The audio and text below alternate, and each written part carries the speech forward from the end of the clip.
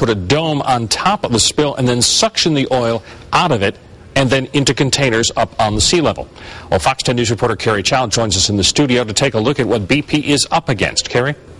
Bob, crews are working right now to move the containment dome into position. Officials are optimistic about the dome's potential impact, but success won't come easy. We're doing something unprecedented. That this containment system is a first of its kind. Unprecedented. First of its kind. These are some of the descriptions for this nearly 100-ton, 4-story concrete and steel box. A dome that could be the key weapon in the battle to contain the 200,000 gallons of oil leaking into the Gulf daily. It's be like shooting a gun at a target from, a huge distance and trying to hit the target. You're trying to get it over something very small, really, and trying to get this exactly positioned. The leak has been described as an upside-down faucet pumping oil. Now, how this containment dome process works is, imagine this mug is the dome. It will cover up the faucet, the leaking faucet, and with 5,000 feet of pipe, will siphon out the oil to a tanker on the surface. Now, because it's 5,000 feet of pipe, a lot of people are concerned about how successful this can be, especially since it's never been done before. 150 atmospheres of pressure with that amount of depth, so that's a significant factor for any kind of instrumentation. While it looks smooth at the surface, a mile below can be entirely different.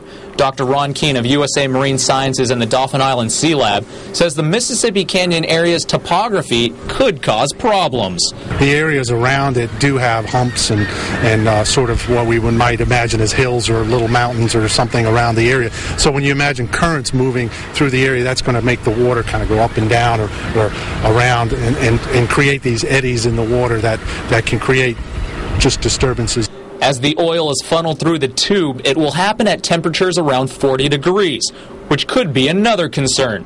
Water won't freeze at those temperatures, but this gas, because of the characteristics of methane gas and at those pressures, it will mix with water and form an ice-like material.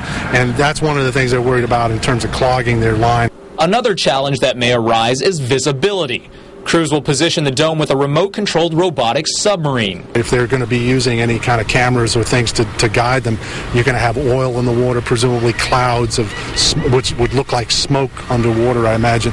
And then you might have sediment that's been kicked up. The currents could do that, or there's other biological materials that would just be floating around. If the dome system is successful, it could collect as much as 85% of the oil leaking into the Gulf, an end that justifies the challenging means. Officials say the dome should be fully operational by Sunday or Monday. If it's successful, a second dome will be used to stop the leak at the blowout preventer.